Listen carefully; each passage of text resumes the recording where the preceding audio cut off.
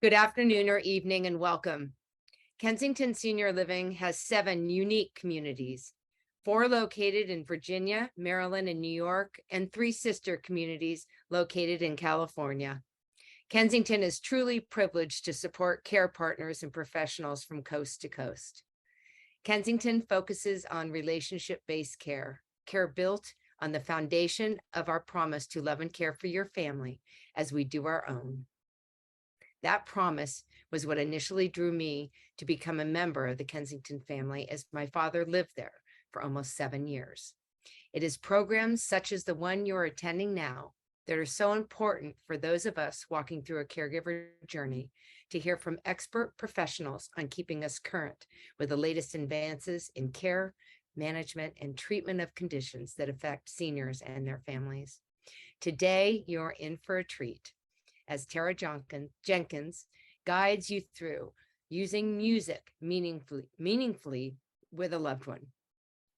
Tara is a board certified music therapist, certified dementia practitioner, and Montessori dementia care professional with experience working in dementia care since 2007. Wow. She is the co-author of Music, Memory, and Meaning: How to Effectively Use Music to Connect with Aging Loved Ones. She has a special discount for those of you watching today. She is also the founder of Harmony in Dementia, which provides group and individual music therapy services, music consultation services, and music workshops and training for older adults, caregivers, and professionals. I met Tara at HFC's CareCon that Kensington supports to raise funds for caregivers. I was super excited to lure her here over to Kensington to give our audience her experience. Please join me in welcoming Tara Jenkins. Hello. Thank you so much, Susan. That was wonderful. I am going to go ahead and share my screen and then we'll get started. Thank you so much for joining us. I forgot to mention to the audience that everyone today will be receiving a copy of the webinar with links to connect with Tara and her book. Yes. We're also going to be putting that in the Q&A. So thank you so much for your time, and everyone enjoy yourselves. Thank you. All right, well, welcome. Thank you all so much for being here. My name is Tara Jenkins, and today we're going to talk about how to meaningfully use music with a loved one living with dementia. Before we really get into everything, Susan gave a great introduction of my bio, but I just wanted to tell you about my journey in dementia care since 2007. After I graduated college, I was hired full time in long term care at an assisted living and memory care community in the activities department. And I eventually was the activities director. And so I provided both supervision and did all the things that an activities director does, as well as incorporate music therapy when I was able. I then went and was hired at another long term care community to start a music therapy program. So I developed group and individual music therapy services for long term care. Again, it was memory care and assisted living. And also incorporated, I worked with hospice as well. So I did a lot of different things, but as a full time music therapist in a community setting. And then I traveled. All of this was in the DC area, Maryland, DC area. And then I had the opportunity to actually work at the Maryland location of Kensington Park for a brief time, overseeing their early stage memory care program. And through all of the different roles I had up to this point, I realized I truly wanted to do music therapy and dementia care full time. And that's when I started my private practice. And so my private practice started in the Washington, D.C. area. My husband and I relocated to Austin, Texas about 7 years ago. I continued to work for a company and see some clients on the side for my private practice and kind of revamped it and went back into full time this last year in private practice. And I'll talk a little bit more about my services later, but a main focus for me was doing things like this, supporting and educating caregivers. How can everyone use music with folks living with dementia? I have a certain skill set as a music therapist, but there are still so many things you can do as well. And so that's what we're going to talk about today. So our objectives for today are going to talk about why music is beneficial for older adults living with dementia, how we can set up a comfortable environment for those music experiences, and then how we make it more than just listening to music. So, how we make it a meaningful experience along the way. So, before we go any further, we're going to warm up with a song. I'm a music therapist. That's kind of where I live and breathe. So, I wanted to share a song today. This is a song that I use with clients. It's also a song for the summertime, and it is Proud Mary, but a lot of folks know it as Rollin' on the River. And I wanted to share it today just to get us out of our heads. A lot of times, for some of us, we're at the end of our day, or, maybe we're thinking about dinner or our to-do list, or, everything we've got going on for tomorrow. So I just want to get us kind of connected to the music and just really present. So for this song, you can move along, you can tap along, clap along, sing along.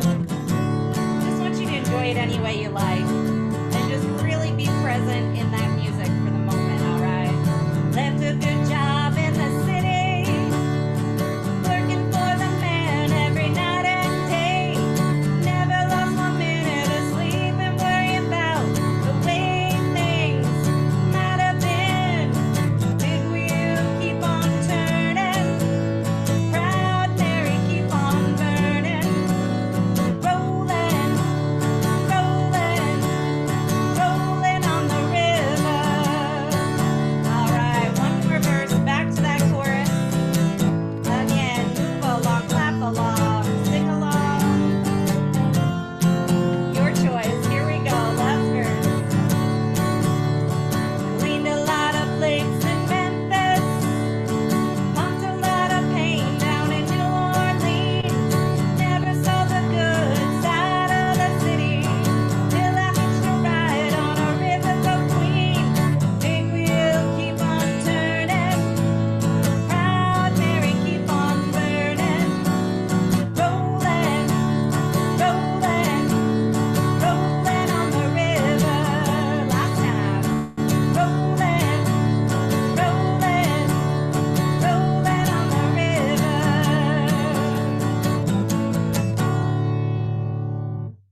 All right. Well, I hope that energized you a little bit. It always does for me when I connect back to the music. And we're going to talk about all the ways that music can benefit older adults living with dementia. And so I thought it would be great to start with a song. How I use that one with clients, it really depends. A lot of times I incorporate lots of instruments. So we might be drumming along to this song. I might divide the group up. So maybe one group plays cabasas, one group plays the drums. We might do a call and response with that chorus going back and forth with Rollin' on the River. So there's a lot of different opportunities for that song along the way. So thank you for joining me. So before we get into the bulk of our presentation, I did want to highlight what it is to be a music therapist, what that means, what that looks like. So music therapy is the clinical and evidence-based practice that uses music to accomplish individualized goals and objectives. So we work with clients to help support social, emotional, cognitive, physical, communication, musical, and spiritual needs. And we do this by assessing the strengths and needs of each client and then provide treatment, which includes creating, singing, moving to, and or listening to music. Oh, hold on here. I clicked on the wrong thing. There we go. All right. So music therapists have 4 years of coursework followed by a 6-month internship. That's a combined total of 1,200 hours of clinical training. Our degrees require knowledge in psychology, medicine, and music. And once completed, we take the national board exam to obtain the credential MTBC, or Music Therapist Board Certified. So essentially, we're using different aspects of music to achieve individualized goals, both in and outside of sessions. And one of the things I love about music therapy is how personalized we can design a session depending on who is sitting in front of us. So when we talk about the benefits of music therapy, it's multisensory and it can offer a non-pharmacological approach to treatment, and you don't need prior music education or training to receive the benefits of music therapy. And our goal areas vary depending on who we're working with. So I'm not going to read through this list, but you can take a look. These are some of the areas that you might hear the most about, the areas of focus for a music therapist, but we work on quite a lot, and it really just depends on who's in front of us and who we're providing treatment for. But I have used all of these different goal areas with folks living with dementia. So, who we support and where we work. For each group that's listed here, again, I won't read through them, but you can kind of just glance at them there. But for each group listed, we can work with an individual or in a group setting, and each session is tailored for that individual or for those in the group. I like to say we work with all ages of stages of life. So anywhere you find a nurse, anywhere a nurse can work, we can work as music therapists. So that kind of gives you an idea when you think of where you might see a music therapist. Now, even though all of you are not trained and certified as a music therapist, there are so many ways that you can use music in a meaningful way with your loved one. So I wanted to not only share, my background in training, but then let you know that there are still so much opportunity and possibility when you use music with your loved one. And that really starts with the power of music and music associations. Music accompanies life both personally and culturally, and it's present throughout life in many ways. And you can see here from learning our ABCs, singing happy birthday, songs your family and friends enjoyed, the first concert you attended, the song you danced to at your wedding. Each one of these examples connects us emotionally to a time and a place. And when we hear those specific melodies, it can bring us right back to that moment in time. So I wanted to just do an exercise here and just take a moment and think of your favorite song or a song you enjoy. And when you're thinking about that song, what memories or feelings come to mind for you? Where were you when you first heard it? Was anyone there with you when you heard it? And how does it make you feel when you hear it today? So you can take a moment, think about that song, think about those connections that come with it, uh, and just really reflect on how it brings you back to the music. And I'll share a personal example. For me, a song that I absolutely love is Fool in the Rain by Led Zeppelin. And for me, it's a song that when I was younger, my dad would pull from his record collection. So it's a song he played for me, played different albums of all different styles of music. And so it makes me think of that. But it's also a song that no matter how I'm feeling, it can lift my mood. So I can put it on, I can sing at the top of my lungs, and just really, change how I'm feeling by listening to a song. So music can be so powerful in so many different ways. And I'm sure as you're thinking through your songs, you are making those connections as well. What I love is we can all listen to the same song and we're going to have different reactions and emotions based on our past experiences. And that's because music evokes emotion. Engaging in music activates many areas of our brain, including those associated with memory and emotion. Music is the only sensory input that is processed in the entire brain simultaneously.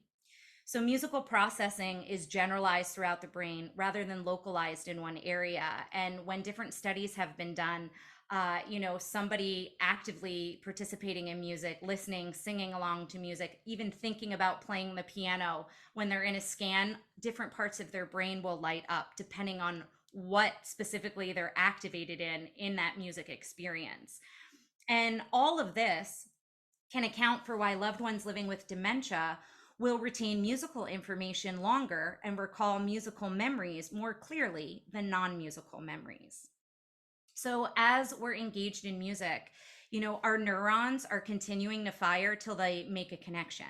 And that's one of the many reasons it's so powerful with folks living with dementia, because even though certain areas of their brain might be damaged from Alzheimer's and dementia, those neurons continue to fire until that connection is made. And so, you might hear, I hear this a lot in my work, they might say, Karen can no longer talk, but she's able to sing. And so that's kind of a very short description of the science behind why that can happen. So now I really want to focus on the benefits of music for older adults living with dementia. Older adults have strong emotional responses, even when they're no longer verbally communicating or otherwise responding to typical methods of care. So, providing individuals with a way to access experiences and express a range of emotions can be a substantial improvement to their quality of life. And for these next couple of slides, I have some clinical examples. I think some of the best ways to hear about how powerful music is to hear some of those stories. And so I saw someone with advanced dementia who was mostly nonverbal. I'd never heard him talk during our sessions, but it was clear music was beneficial based on nonverbal cues. So smiling, direct eye contact, toe tapping, and he was able to play some instruments with some assistance for me. And one day in the middle of our session, he looked at me and smiled and said, "I'm happy." And it was such a great example of how music helped facilitate a strong emotional response in that moment. I saw another client who was mostly nonverbal as well, but loved music. And the minute Elvis Presley came on, she would have a big smile on her face and she'd start moving and grooving. She'd start dancing and humming along. And she was on the go a lot. And for me, I use that term for folks who are pacing or wandering, constantly in movement. So I'd join her on her journey. I would walk the halls with her and we'd sing music. I'd bring recorded music with me. We'd sing along. And eventually I was able to redirect her back to her room where we could share instruments and do some other music activities. And that's kind of how our sessions ebbed and flowed for a while. And as her health declined, music continued to be crucial for her quality of life. And I was able to support her through her end of life transition. So when you think about your loved one's dementia journey, music can really accompany it in all the stages. It doesn't have to be just in the early stages, just in the end stages, but music can really be there as a support throughout someone's journey with dementia. So some additional benefits, music can help bridge the gap for those who are losing the ability to interact with others and the world around them. Music can emotionally connect individuals who are struggling to maintain their identity and personality, and this allows them to connect with others as well as their own past experiences. And I wanted to share another clinical story where this was really evident. I saw an individual in long-term care who is significantly younger than most of the other residents. And so he was finding it difficult to connect and engage meaningfully with activities and the music that was being provided in a group setting. Music played an important role throughout his life, and he really craved that connection. He loved Prince, Hall & Oates, the Beatles, all of disco. That is really where his musical interests lied. And so his family was supportive and they advocated for him to get music therapy services. And when we engaged in music, he truly came alive. So big smiles, singing, laughing, playing music. And music, it was this old friend for him, and he became reacquainted with it. And it was a way that he could also engage meaningfully with his family. A lot of times, as our loved one is on their journey with dementia, they may no longer be the person we know, and we may not know what to say or how to communicate, or communicating might be difficult. And music can really bridge that gap during a visit. And during the height of COVID, his health declined, and I was able to continue to see him via telehealth. And he passed away. He transitioned during COVID, and I was also able to share some of his favorite songs at his memorial. We had a small outdoor memorial at that time. So I was able to not only support him through his journey, but support his family through their journey and their grief and their processing and everything that was going on at that time. So again, music was really important to not only the client, but his family as well. The other thing I want to mention here is it's so important we define our loved ones by their abilities and not by their diagnosis or their limitations. And music is really helpful, a really great way to do that. Live and recorded music can help assist with meaningful connections and show us what our loved ones are still capable of. It can be a helpful resource to foster meaningful visits or moments throughout the day, and it can create positive interactions with others and provide additional care and support for your loved ones and those that care for them along the way. So when older adults engage in music, here are a lot of the different things that you'll see and a lot of the things that I see in my work as a music therapist.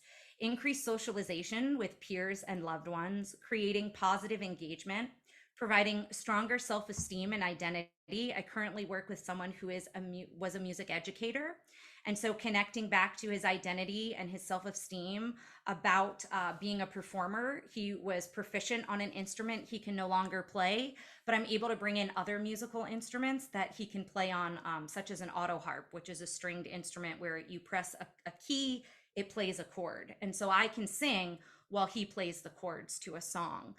So that's a great example of that. It can be a great motivator for exercise. Music can elicit better responses during reminiscent discussions. It can provide familiarity. Music can foster feelings of security. So, having routine groups, having a routine time that you're sharing music can foster those feelings of security. I always let my clients know that they're in a supportive and a safe space. There's no wrong way to feel or wrong way to act as they're listening and engaging in music, and that can be really important. It can support positive changes in mood and emotional states, increase verbal responses, decrease wandering and agitation, and help with feelings of isolation and loneliness. So those are some of the many benefits when we're using music with older adults who live with dementia. So now this is really going to be our main focus for the rest of our talk today, is now how do we maximize this experience? You now know why music is powerful, why it's so important with older adults living with dementia, the connections that can be made. So now how can you create a meaningful music experience with your loved one or with someone you're caring for? And the first thing you really want to focus on is setting up your environment. And so we're going to go through each one of these tips. And I think Susan mentioned it, but there's going to be a PDF sent to you in a follow-up email. That's just a one pager. That's a brief reminder of the tips that we're going to kind of go in more in depth here in the presentation. And so setting up your environment is really key. It's setting you up for success, and it's setting your loved one up for success as well. So you want to find somewhere that's comfortable and familiar, somewhere that's quiet with minimal distractions. As we age, it can become challenging to receive and interpret multiple auditory signals at the same time. And this is especially true for individuals who experience hearing loss or those who are living with neurological changes like dementia. And because of this, it becomes harder for them to distinguish sounds in their environment, and that can contribute to overstimulation. So, if you think about the holidays, when shopping, in a mall or going to a outdoor concert, sometimes you might become overwhelmed at the sounds, the smells, everything, too many people, and maybe you can step outside or go to your car or take a break. This happens more frequently with our loved ones living with dementia, and a lot of times they might not be able to communicate why they're overwhelmed or why this overstimulation is happening, but that comes out in a reaction or a way that they let us know in a way they can. And so as a music therapist, one of the first things I do when I walk into a room, if a TV or a radio is on, I make sure that's off so I'm not competing with that other auditory stimuli. If someone's cleaning or vacuuming, I might ask if they can come back. You want the ideal, and this is the ideal environment. I recognize that there are some sounds, if there's construction going on outside your house, you can't really turn that off. So we'll talk about ways that you can minimize those distractions. But again, can you move to a different room? Can you move to a different sitting area? If you're in a long-term care community, is there a private space that you could borrow and go to listen to music? So just some things to think about when you're setting up your environment. The next thing is listening devices. You want to test them, make sure it's working ahead of time, make sure you're familiar with it. However you're going to play the music, you want to make sure that you know it and are familiar with it. I recommend using a speaker instead of headphones for a shared experience. If your loved one's listening with headphones but you're not listening to the music, then that's kind of making it an individual experience or an isolated experience versus shared. One way that you can combat sounds in your environment is if you're both listening to headphones. So if you use noise canceling headphones, you can get a headphone jack splitter. It's fairly inexpensive.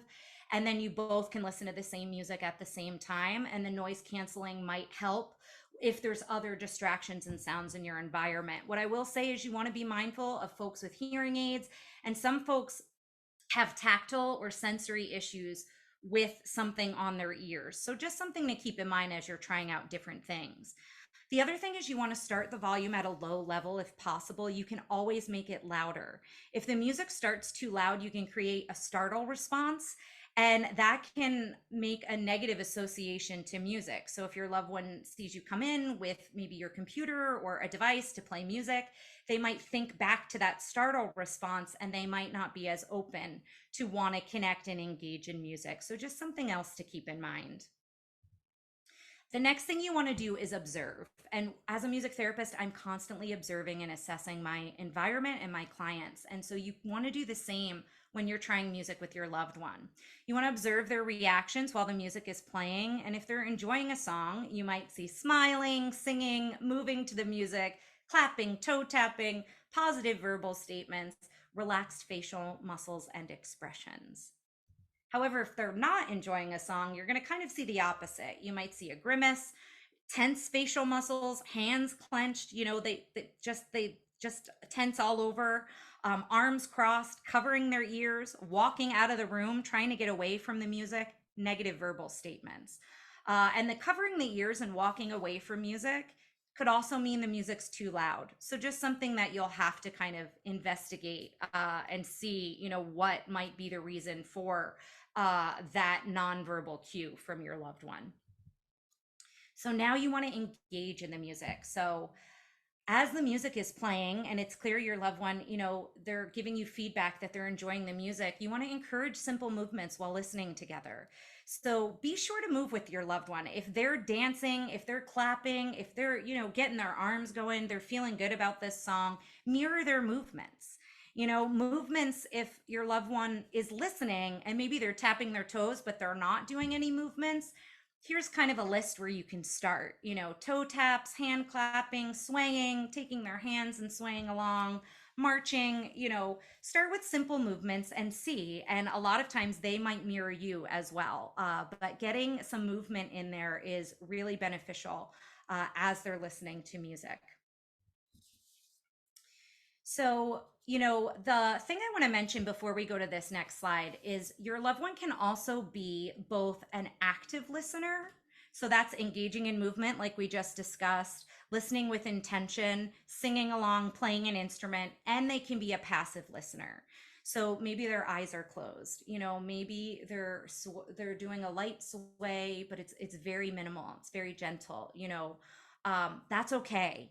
I say there's no wrong way to listen to music. I'm giving you lots of things to try, but don't, sometimes we want our loved one to react a certain way. Don't force it. If that's how they're enjoying music in that moment for that day, that's good enough for the day. You can try later in the week and see if maybe you can get some exercise in there or some upbeat movement, things like that. So just something to keep in mind. It's all beneficial, however they're receiving the music. So now, we're observing, we're engaging. So now the song's over. How can you take it even further? And one way to do that is with meaningful discussion. So you can use pictures that relate to the song to help support the discussion. So if you were listening to Hello Dolly, this is a picture of Barbara Streisand from the movie. For Sitting on the Dock of the Bay by Otis Redding, it's just somebody sitting on a dock looking out at the water. And then we've got the Beatles, the first time they were on the Ed Sullivan Show. Maybe you're listening to the first song they played, All My Loving. So as you're looking at these pictures, you can start trying to ask some questions after listening. And it's always a good idea to start with yes or no questions, especially if your loved one is not a strong communicator, and that can be for a variety of reasons. They may not like to talk in length or in depth about any one subject. They may no longer be able to communicate in a way they used to. So starting with yes or no questions or either or, it sets them up for success. It gives them more of an opportunity to be able to answer those questions if they're having difficulty. And then if that's working and going well, expand to open-ended questions. The other thing with questions is try questions about facts first.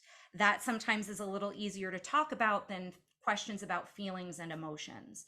So you've got some examples here going back to those pictures. I'll just go back to them. Did you ever see the Beatles on the Ed Sullivan Show? So that's a yes or a no. Do you like being by the water for Dock of the Bay? Again, a yes or a no. More open-ended might be, what's your favorite musical? So, and make sure you're giving them time to process the information and time for that response as well when you're engaging in meaningful discussion. So, if all of that is going well, you can expand to questions about feelings when you think it's appropriate or your loved one's comfortable in sharing that. So, how does this song make you feel? How did you feel when you first heard the Beatles? For some of my clients, that is kind of a complicated question. They may love them now, but they didn't care for them when they first came on the scene. It was something so different. So that might be a way that you could talk about that. Does this song remind you of someone special in your life? Does the song take you back to a certain time or place? Sometimes I might just say, anything come to mind when you hear this song? That's very open-ended, very broad, and a lot of good discussion can come from a question like that as well. So now that you've done all of these things, I want to focus on what responses you might get from the music. So when you are sharing music, you always want to meet your loved one in the moment. That's super important. You want to let them lead the experience as much as possible. So again, we're detectives. As a music therapist, I am, and you are. You know your loved one the best, especially if you're the one providing the care for them. So you want to follow their verbal and nonverbal cues. What are they trying to tell you in that moment? And remember that it's okay. If they don't want to listen to music or they don't like a particular song, you can always skip the song.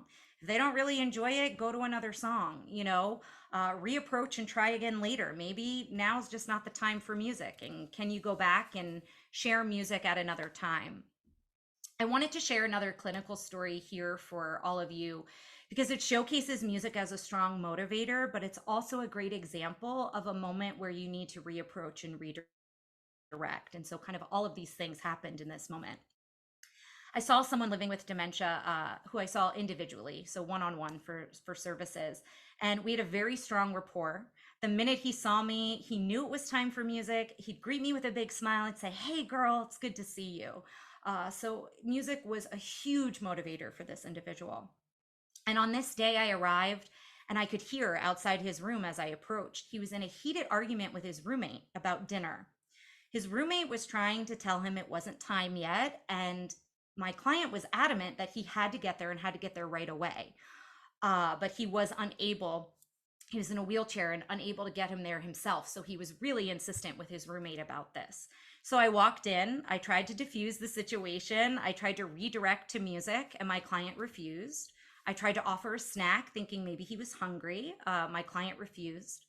And so I asked, would it be okay if we just went somewhere quiet, talked for a few minutes, and then, if he didn't want music today, that would be fine. And so he kind of begrudgingly said, okay. He's like, okay. So as we were walking, we usually shared music in a conference room that wasn't being used, so we could have, a quiet space away from his roommate, away from, the dining room or a group activity room.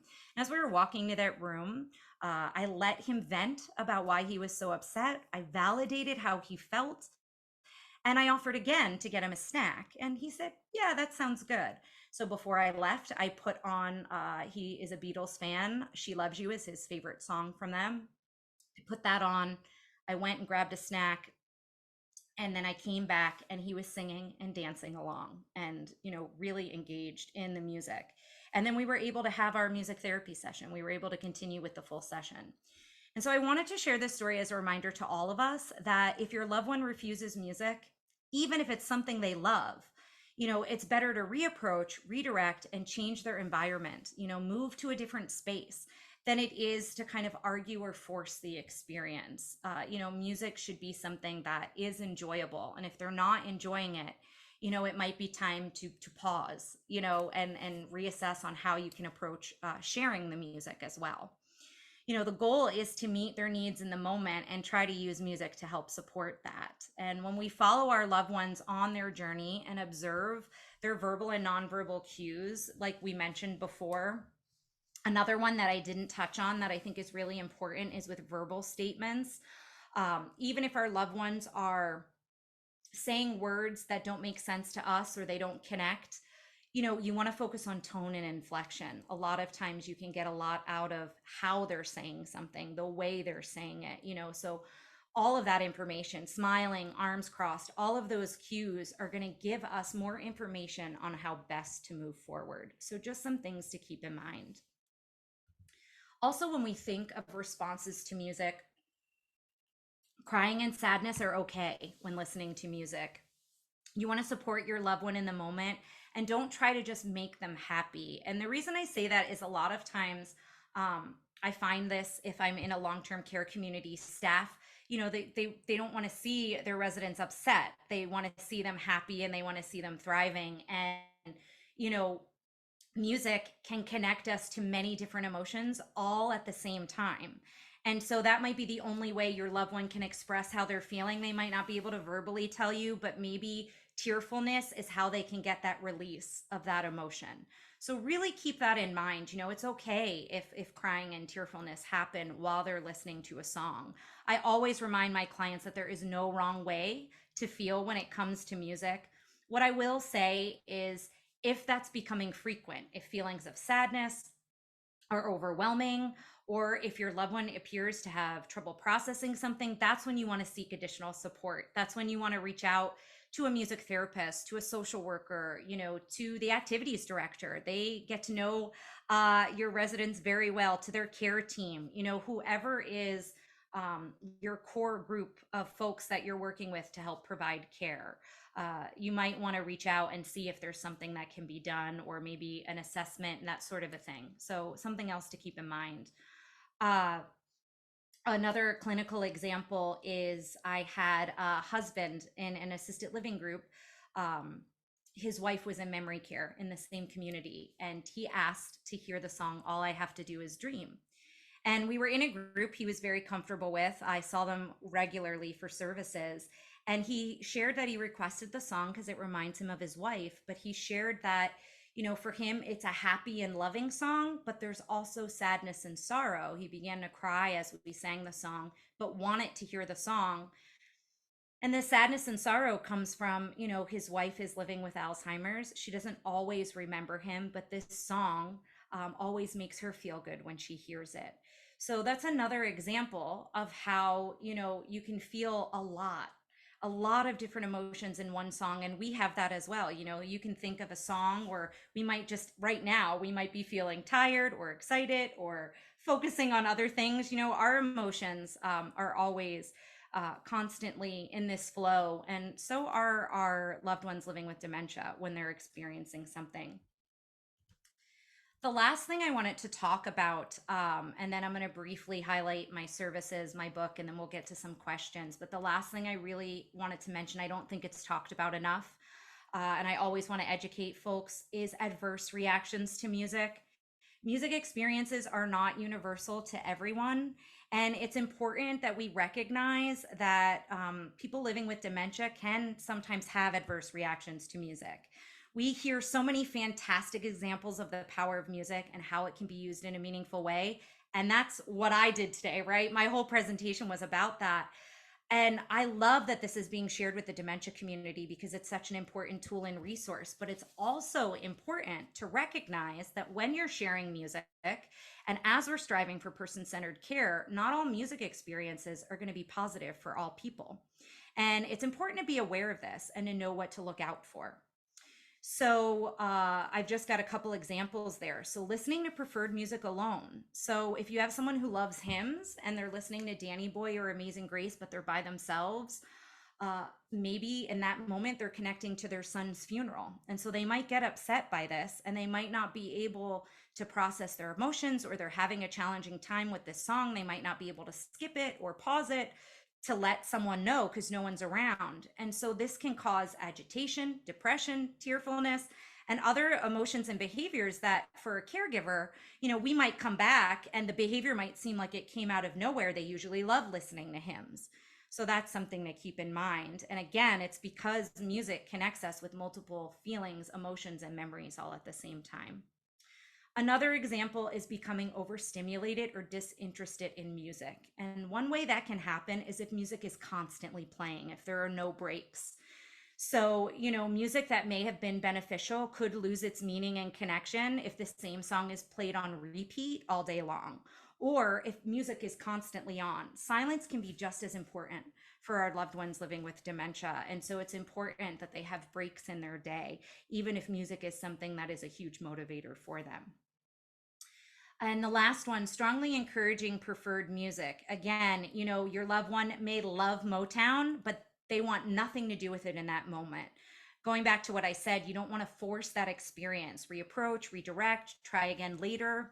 And the reason for that is because you don't want to create negative associations or rapport with something or someone that typically provides a positive experience. So, just some things to keep in mind. So as we're wrapping up here, I'm checking on my time. I just wanted to highlight the book that Susan mentioned. I co-authored this book. It's broken down into 3 sections, and it dives a little deeper into some of the things we touched on today or some of the things we didn't talk about. So it goes a little deeper into why music is beneficial with older adults. It talks about music preferences and how you can determine music preferences. It gives recommended playlists based on our experience as therapists and a survey we sent out to other therapists. So we start in the early 1900s, we go through the 1970s. We've got Broadway, country, hymns, lots of good songs there.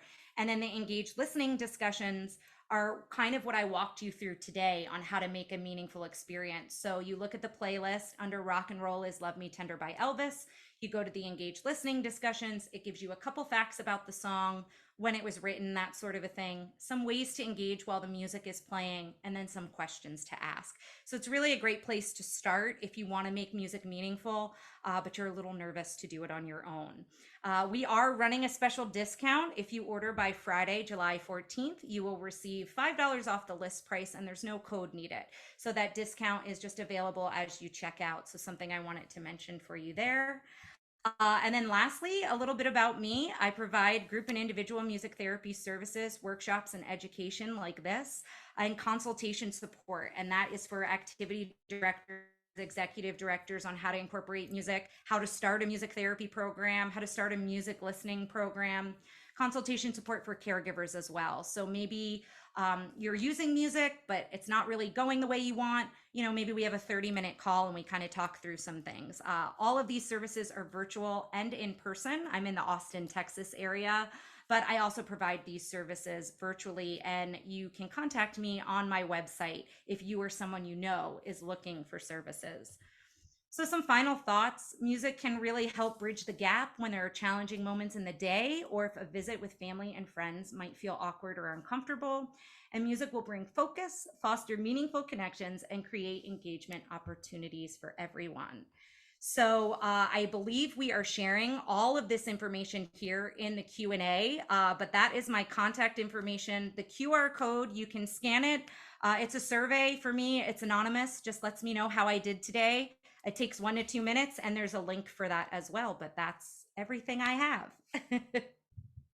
I am so glad that I was muted during Rolling on the River because I don't have a voice like yours. And that is just so fun. What an incredible presentation today, and so many things. Really, my takeaway is how music therapy expands beyond music. Mm-hmm. I loved the whole, people dancing. I loved all your personal stories, and I actually have one if I can not shed a Yeah. tear. But my dad passed away from Alzheimer's, and he lived at Kensington for almost 7 years. And actually, he was on hospice, and they came in like you have done, and they sang his very favorite song, "Somewhere Over the Rainbow" by Is. Mm-hmm. And I hadn't seen any emotion on my dad for months, just really no emotion. And suddenly he looked up, and how you get that clarity sometimes, and it might be an instant, it might be for a second, but it's so heartfelt. And my dad totally gave this connection, and I actually think that he was tearing up. And so I'm a fan, and I thank goodness for what you do. So thank you. I think I froze.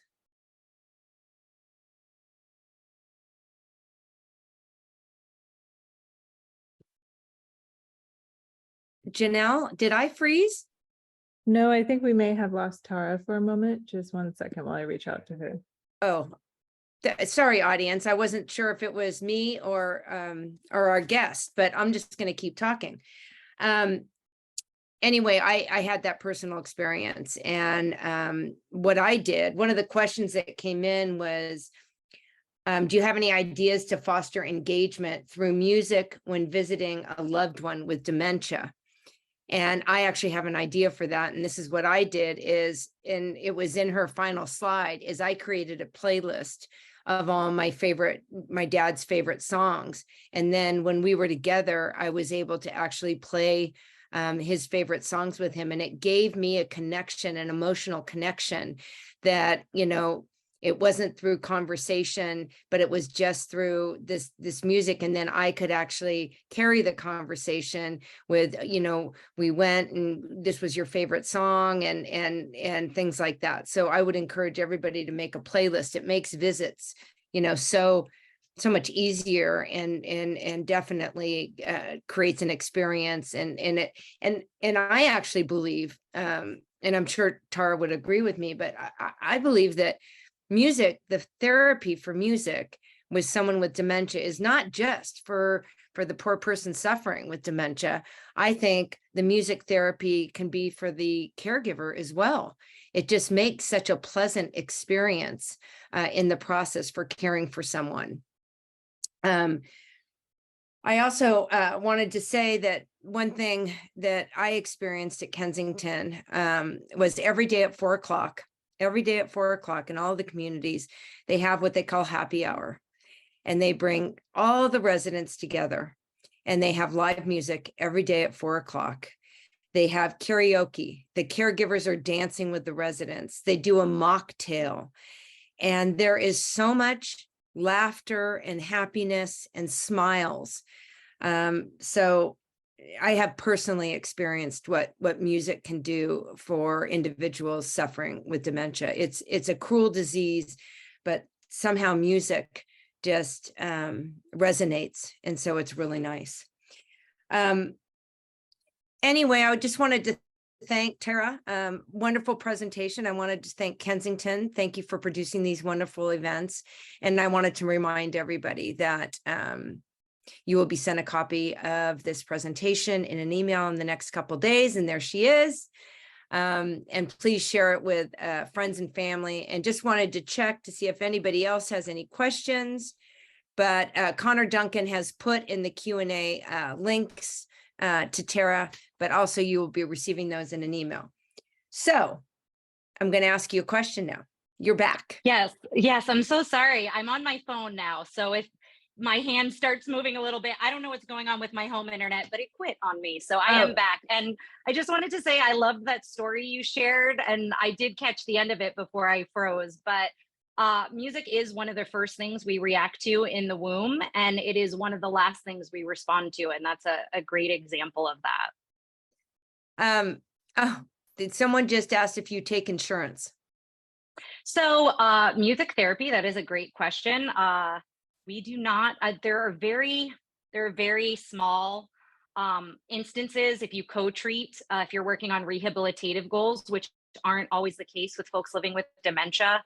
There is, if I believe it's with Medicaid and Medicare, the spend down program. So if somebody is on that, there's ways that you can use those funds for music therapy. If somebody is working through the Veterans Benefits Program, they can use that funding. So there are areas where music therapy is funded. Grants are another way that music therapy gets funded. But right now in a dementia community and that group of folks, a lot of it is private pay at this time. It really should be covered, actually.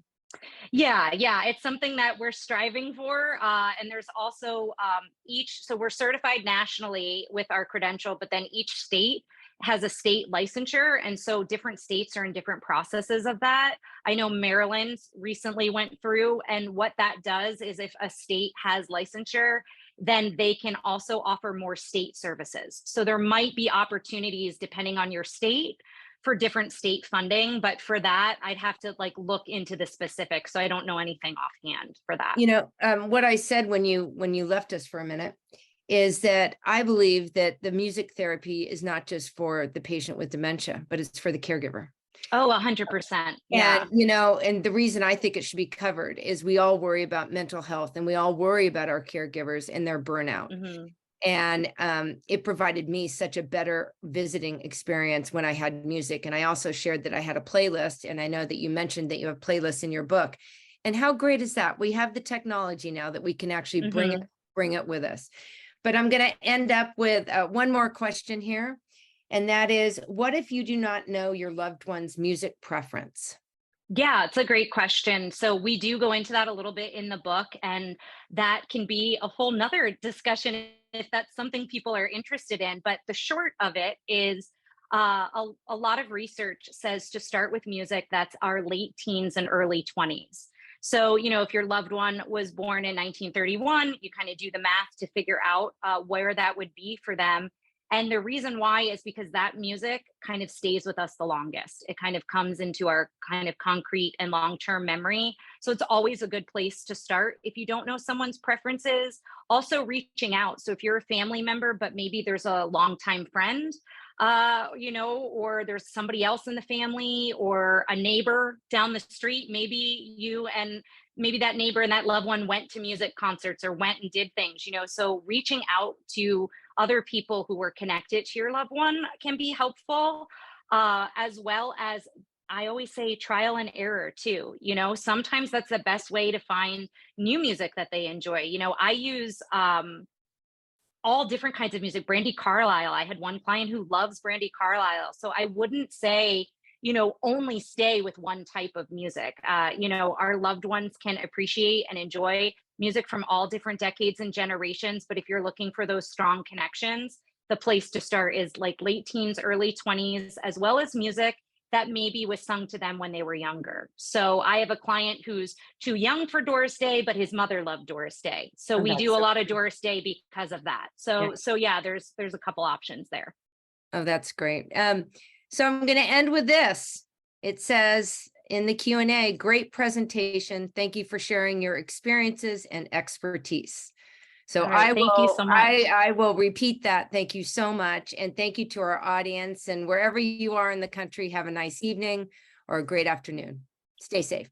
Bye-bye. All right. Thank you all. Bye.